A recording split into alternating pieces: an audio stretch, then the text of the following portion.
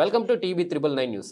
గణేష్ నిమజ్జనం ఏర్పాట్ల పరిశీలనలో భాగంగా రాచకొండ సిపి సుధీర్ బాబు ఐపీఎస్ ఈరోజు ఎదిలాబాద్ కాప్రా సఫీల్ గోడా చెరువులను సందర్శించారు.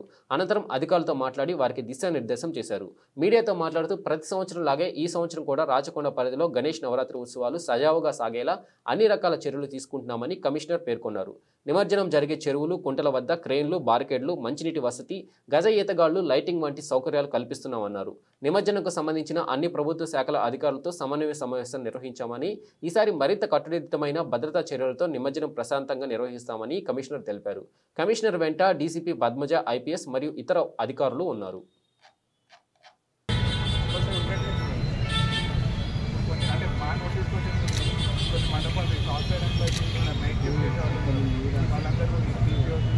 వాళ్ళందరూ ల్యాప్టాప్ పెట్టుకుని మండపంలో పొద్దున్న మార్నింగ్ 5 o'clock వరకు మండపంలో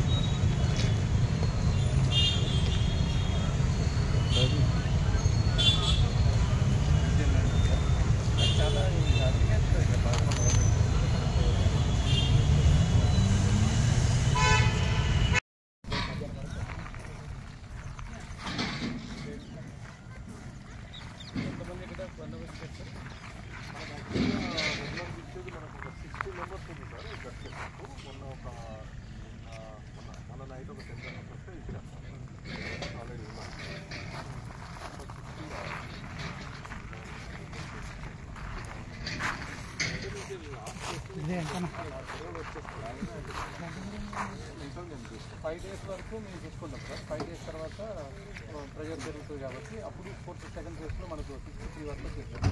63కి మ్యాక్సిమం ఇక్కడనే బందోబస్తు ఈ నుంచి ఆ స్టెచ్ని మ్యాక్సిమం ఇక్కడనే ఇస్తాం సార్. రిమైనింగ్ ఐడియల్స్ పార్ట్ ఇస్తాం.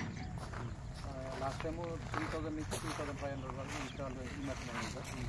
ఆఫ్టర్ నిమజ్జనం అయిపోయిన తర్వాత కూడా 1 day కొన్ని విగ్రహాలు వచ్చినాయండి సార్. మళ్ళీ స్పెషల్గా ఒక ట్రైన్ని ఎక్కించుకొని వాళ్ళతో పైసలు ఇచ్చేసి బుక్స్ అవును టెస్ట్ చేస్తారు. 8 ఉన్నాయి సార్ మన దగ్గర.